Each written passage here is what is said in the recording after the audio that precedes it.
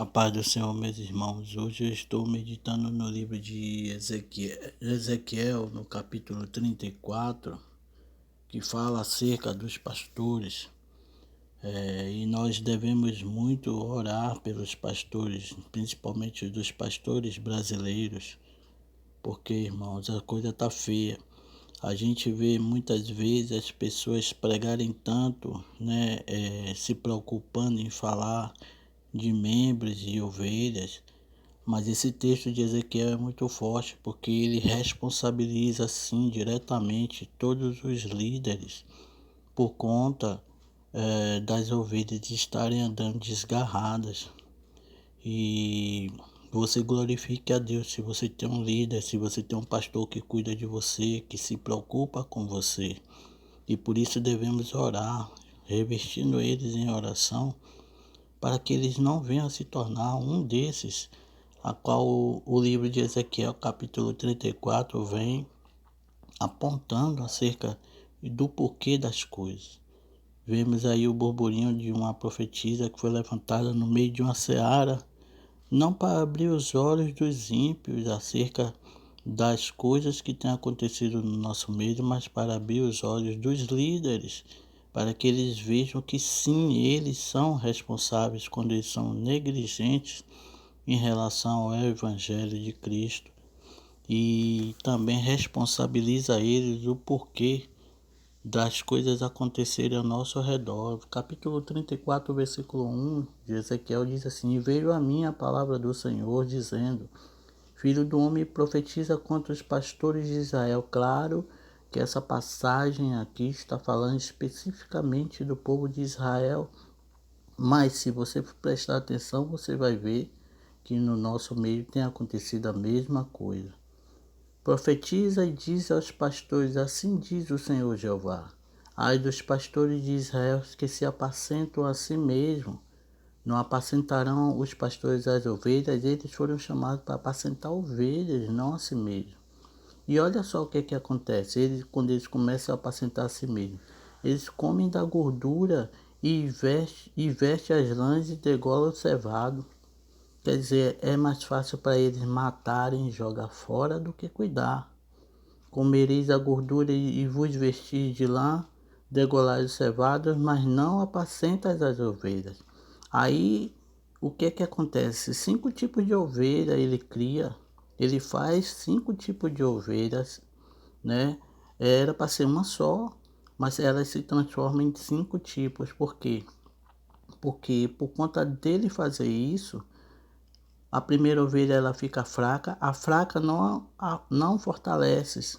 Aí a segunda, a doente, não curaste. A terceira, a quebrada não ligaste. A quarta, a desgarrada não tornastes a trazer. E a quinta, a perdida não buscastes, mas dominais sobre elas com rigor e dureza. Meu Deus, esse texto é muito terrível. Muito terrível. 5 tipos de ovelhas por conta do pastor, ele deixar de pastorear a si mesmo, pastoreá-las para pastorear a si mesmo. Mata-as e as jogam fora. Assim se espalharam por não haver pastor e ficaram para pasto de todas as feras do campo, por quanto se espalharam. Quer dizer, essas ovelhas, quando elas são desviadas, elas são espalhadas e as feras, elas ficam à mercê das feras porque não tem a quem as proteger. No versículo 8, olha só o que diz: vivo eu, diz o Senhor Jeová, que visto como as minhas ovelhas foram entregues à rapina, as minhas ovelhas vieram a servir de pasto a todas as feras do campo. Mas o texto anterior não diz que é o pastor que come as ovelhas, a lã, a gordura, e as mata e as joga fora?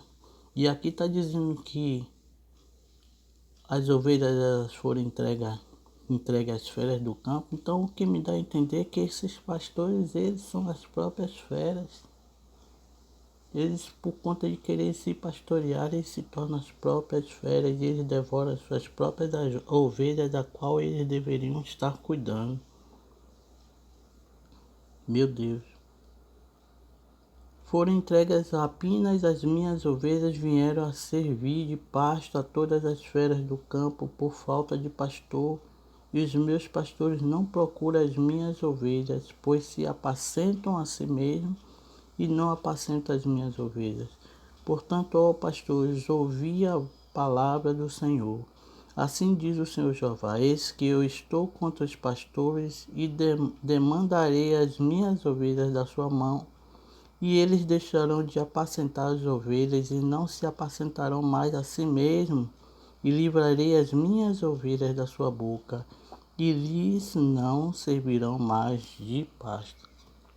Meu Deus, palavra muito dura, muito terrível para aqueles que estão na liderança, que muitas vezes esquece do seu chamado ao qual Deus o confiou.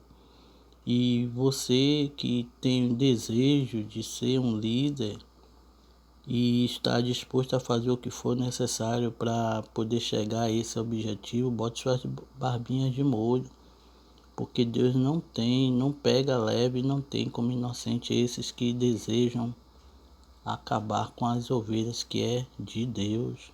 Esses homens, eles foram colocados na liderança para cuidar de algo que não é deles, mas eles se adonam como aquele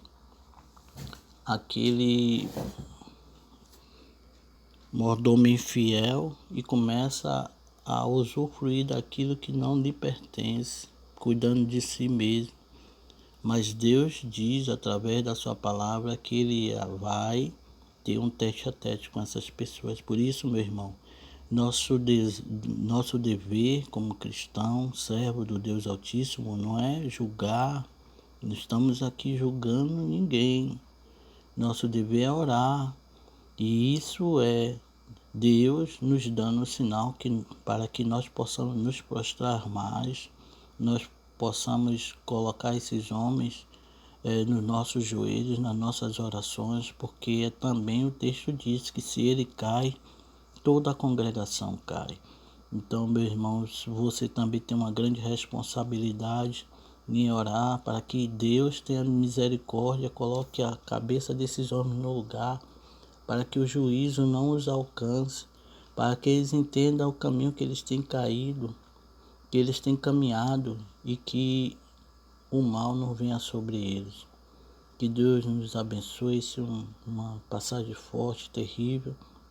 Certamente não vamos ouvir essas coisas por aí, mas Deus, Ele tem levantado o momento para cobrar e fazer justiça a todos os setores, e os pastores não ficam de fora. Que Deus nos abençoe, nos guarde e que nos dê um bom dia na presença dEle.